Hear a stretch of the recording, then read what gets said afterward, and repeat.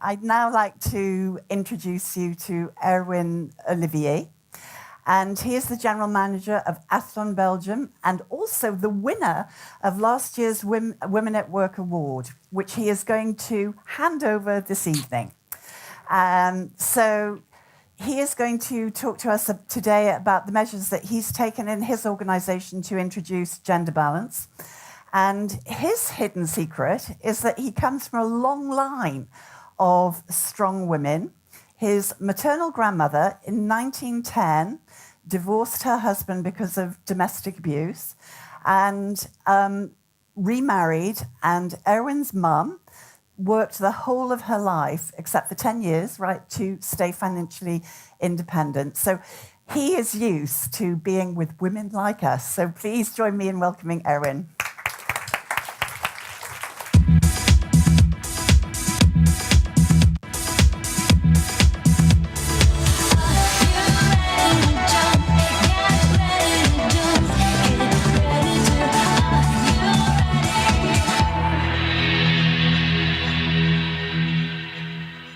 Dorothy. Now, let's just look at how the system works. Yeah.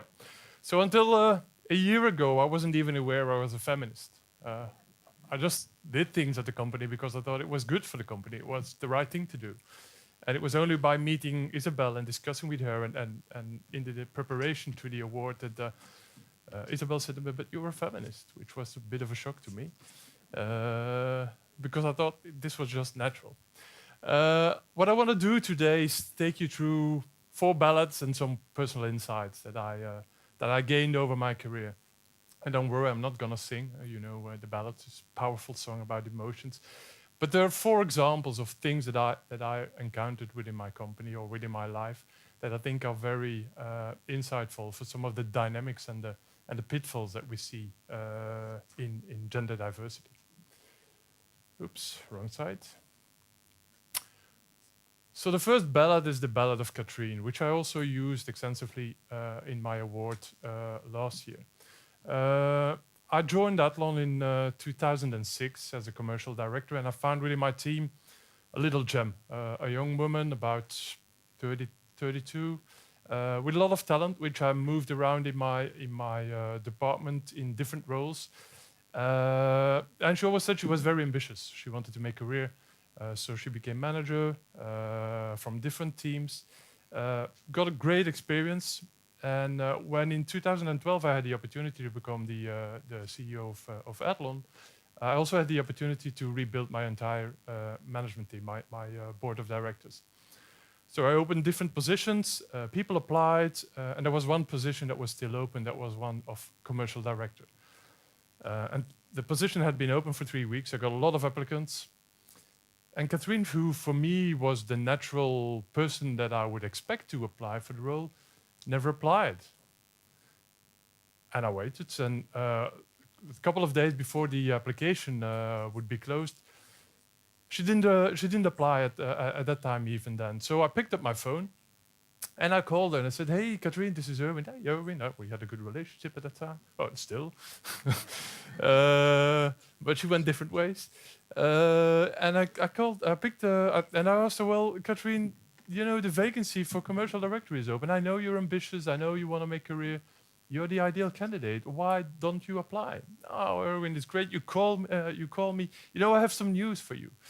I'm pregnant." "Hey, great, Catrin. I'm so happy for you. So congratulations." And we chatted away a bit, and then I asked, "So when I'm gonna see your application?" She said, "Erwin, you don't understand. I just told you I'm pregnant." So I didn't see the issue, but then it started to dawn to me that she wanted to be a perfect mother, and she wanted to be, if she became a commercial director, she wanted to be the perfect director. And for her, that was something impossible to realize. So we chatted a bit further and said, "I don't see the issue. So what can I do to help you? How can I make sure that you feel comfortable becoming a young mother and also make this career move and become part of my board of directors?" And out of that came a couple of rules, 2 of which are very important still today in the company. Is one, up till then, my board of directors always started at 8 o'clock because that's tradition. It's been done by my predecessor, so 8 o'clock in the morning, board of directors. So we agreed that any important meetings in the company would never start before 9:30 in the morning and would finish at 4 o'clock in the afternoon. So that she would always have the time to be comfortable, bring the kids to school and pick them up at time. And you know, by now, even the male members of the board of directors really think it's a great idea. And the other rule is that the kids always go first. Whatever happens, if something happens with the kids, you just go. You don't have to explain, you don't have to look for solutions. Kids always go first. That for me was a very insightful moment, because for me, I did everything I could to work for gender balance, and still people decided on their own that it didn't work for them. So what were the takeaways? Yeah, I think for the ladies in general is ask. You might be surprised by the answer you get from the companies. It's in many cases it's not because the companies don't want to, but because the leaders maybe are not aware of the challenges that are in front of you. So if you ask for a solution, you step up and you share with your leader why you're struggling with certain situations. You may be surprised by the answers you get. And also, you know, it's okay to be somewhat imperfect. I certainly am. I don't think I'm perfect. So you don't need to be. I'm not going to judge about being a perfect mother, but you don't need to be the perfect director at any time. I think you have the rights as any male to make a mistake every now and then, and be away when there is something happening, and because it's a family. So don't try to be perfect in everything you do. And in many cases for companies, it's all about mindset. Gender equality is not about putting big programs in place. It's about being aware of all those little tips, little tricks, and little booby traps in the organization. So it's about mindset of the leaders, of why things cannot be different than it has been done before. It's also about reaching out. So if you have talented people in your organization and you don't see them stepping up, then just give them a call and give a chat. Ask them why things are not happening if you expect them to do so. And what I often say to my peers in other companies is, go out and talk to the women in the organization, especially the young mothers, because they have a different perspective on the world, and it gives you some insights on why they make the choices they make, and will help you to see the hurdles in the company, which by definition, as a male, of course, and as a long tradition of men before you in the decision process, you just happen to live with the decisions and the patterns that have been used in the company before. And you know, the funny thing I've remarked since then is that young mothers are really great ambassadors of your company. So if you can cater for their needs and you can make them feel comfortable and balanced and still pursue a career and be good mothers and wives or husbands, whatever, because it's not a gender thing. It's equally valid for men. Those people become great ambassadors of your company. And if you look at the economy and the way it's booming today, then the resources are really the key element of companies. So getting those people on board and keeping them on board is an investment in your own company. And as I said, it's really men benefit too. So, the second story. It's is this the second one? Yeah. The second story is the Ballad of Krista and Anne-Marie. And Krista is my accounting manager in the company. She's about that tall, maybe that tall. She's very committed. You give her a mission and she's on fire. She just makes it happen. And last year I launched a female mentoring ring in which I put 4 generations of women in my company together to discuss about challenges, what they want to achieve, what are their aspirations, what have they learned over their career. And I thought it was interesting to put somebody from our board of directors, a middle manager, a junior manager, and somebody in the executional level to let them share ideas and thoughts together. And during one of the sessions, Krista started to talk about it was somewhere in May, and she started to talk about her kids. And she has 2 daughters, Morgan and what? The other one? Charlotte. And she said, well, I'm really concerned about Charlotte because she's not doing as well as I would have expected at school. I put a tutor to help her with her studies. And it's not, I would like to spend more time. The exams are coming, and I really would like to spend more time at home and make sure that she has the discipline and the framework to make her successful in the exam period. Charlotte was 8 about. And Krista was somebody also in her youth already was very committed and work had to be done. So she didn't, I sympathized with the kid because I always, it reminded me of me when I was young. But it was July, so July for us, Athlon was for sale at that moment, and we were in the final stage of the sale process. The bidders had a lot of information that they needed, financial information on the company, so there were mountains of work that needed to be done. So I asked to Krista, well, did you talk to Anne-Marie on your concern, and why don't you spend more time at home? And she said, well, Anne-Marie is not my biggest concern. Anne-Marie is my financial director. She's one of those old school career women, very professional, very dedicated. She works from 8 in the morning until whatever is required. And she doesn't even realize that provides an image that's the way you need to be.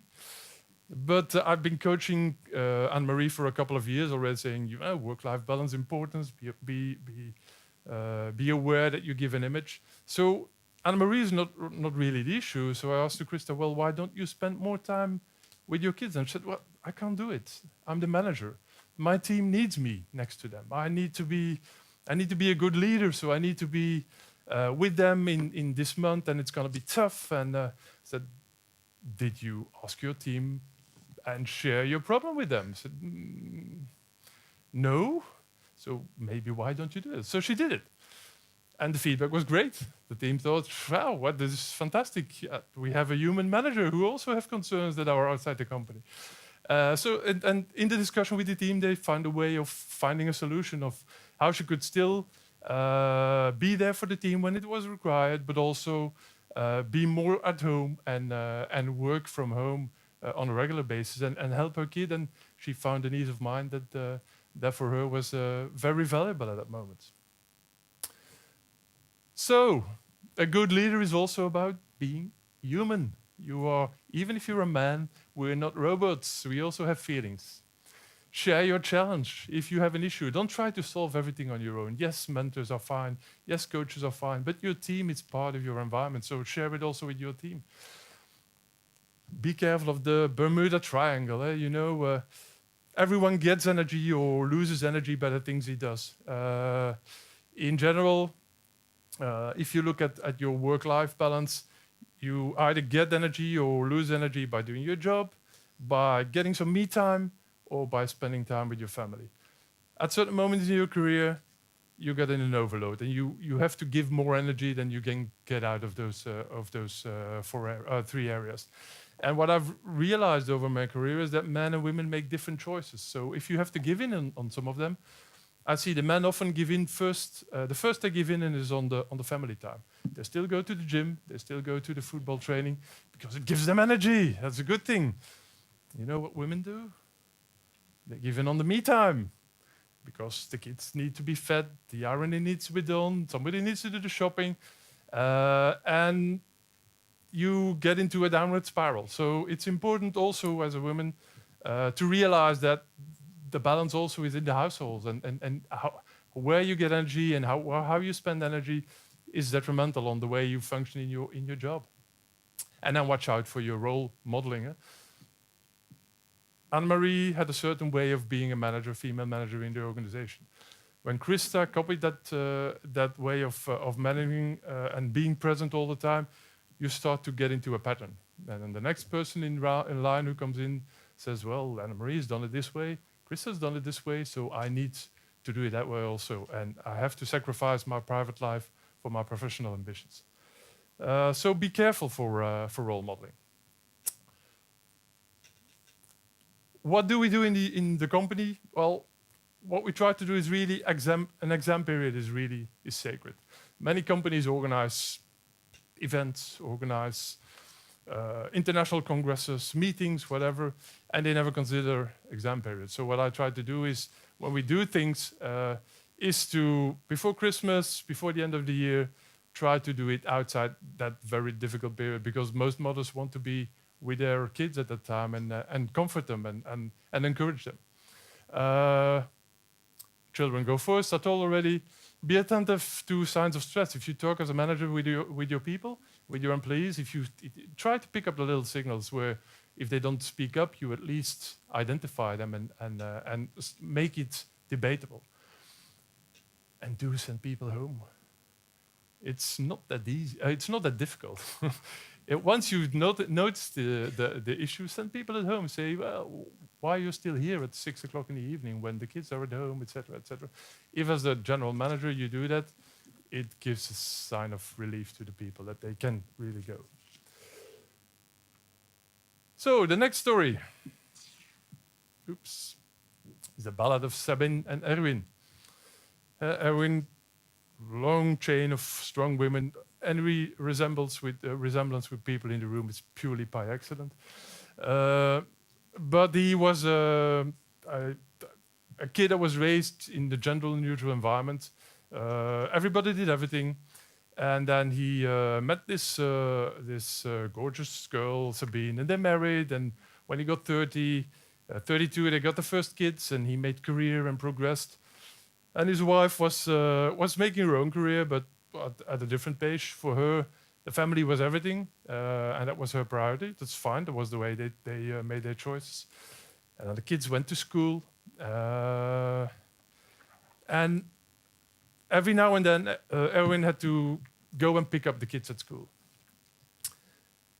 And it was about 30 minutes drive from the office to school. And by the time, at a certain moment, what he realized is the kids had to be picked up at 4 o'clock, and by 3:45, he would get to his car and drive to school. And when the traffic was bad, maybe it was 15 minutes late, maybe 25 minutes late. So his wife got pretty anxious and pretty annoyed by that, and had pretty tough discussions on that topic. Until she told him, well, it's not because I took the decision to dedicate most of my energy to the family that you have to take that for granted. If I expect you to be there and pick up the kids, then I expect you to be there and pick up the kids, even if you have a busy career, for every now and then that you do that. So in the meantime, they've come to a mutual understanding.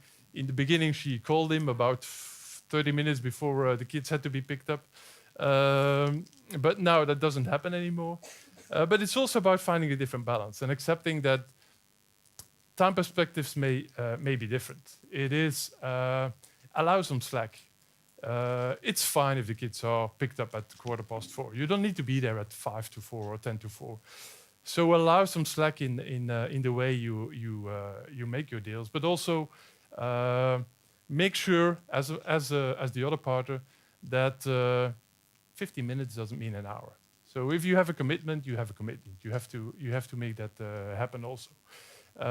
And if you don't respect that, what for me was very insightful in that process is even without willingness to do it, and even without being aware of it, you start to end up in a gender pattern, because people make choices of how they organize their work internally, and as soon as you start to take it for granted, and then then becomes an automation, and the gender pattern is installed and becomes a reality. Oops, different one. So the last story, I'm going to be very brief, is the Ballad of Anne-Sophie. Anne-Sophie, a bright young lady in my marketing department, product developer, great in organizing her staff. You give her a task, within half a day it's done and dusted, and perfect work. Very social, always talking, networking within the organization, very visible in the organization. She met a partner, got pregnant, did everything she did before, instead of spending a lot of time in the company and being very visible, she reorganized her work and spent more time at home. But she was as output focused as before. And yet things changed, and people started to talk about, well, you know, Anne-Sophie, she's abusing the system, she's never there, and what's happening, etc. Isn't it very awkward that once you start to be invisible, people have different opinions why you don't do things different than you did before? So for me, that was very, very enlightening also. So to the men and women in the room, you have to be aware of the perceptions. And if you go into that route, even if you are as performant and if your output is as qualitative, you have to be aware that perceptions are a reality in a company, and that's something you cannot ignore. So discuss it with your manager, but as a company, you also have a role. So what we do is evaluate on output. We don't look to visibility. We don't look at how many hours people do. It's really about what impact people have on the organization. Okay, personal wisdom. I'm going to be very brief for women, for male managers or for managers, and for companies. If it's for women, don't be too harsh on yourself. So cut yourself some slack also, nor on your partner. Thank you. Allow for some me time. Don't play yourself down. So don't make yourself smaller than you are. You are a great person. If you believe it, then you can just make it happen. Don't forget to shine. That's something men do very well. They grab the mic, they go to the podium, and they claim their victories. Do that as a woman also. And it may feel uncomfortable, but the more you do it, the more comfortable you get with it. Don't decide for the company what's good for you. Just think for yourself. And you know the truth is out there. If you don't find the answers in the company and you feel you're not respected, I like your story. You just move out and go to another company, because there are companies that do respect that. For the managers, talk to female employees very clearly. Talent management, identify and groom. If you know who the good people are, then when they don't pop up at a certain vacancy, you can go and talk to them. Make sure that mothers are welcome in your company. I talked about Catrin. We have different stories about that.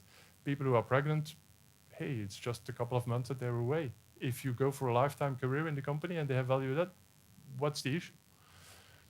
Reach out and show you care. Key meeting time windows, I've spoken about that. The silent hero culture. Hero cultures in companies are very, very great. Silent hero cultures are even greater, but you have to go and grab them and talk to them. And you know, when you go for silent hero culture, the silent heroes, they don't want to be on the podium, but at least give them recognition and show that they've been identified and are on the radar. The exam periods I talked about, kids always go first. And act within your field of influence. And that's something I say to all the people I meet is, don't try to change a system that is above you. Try to change what is within your reach, so within your management team. And if you make career, your reach becomes bigger and bigger. And hey, look where I am. I can now influence an entire company. But if you're going to try and fight the system, it's going to be an energy drain. It's going to cost you a lot of energy, and you're going to get very, very frustrated. So, and that's a message especially to male, because unfortunately a lot of men are in decision power positions, but that's been my job, trying to enlighten them. And it's an enriching experience for yourself. So quickly move through these. Oops. So see what counts. I think that's the final point, and it's not about perception. It's really about the things behind the people and how they make an impact on your company. Thank you.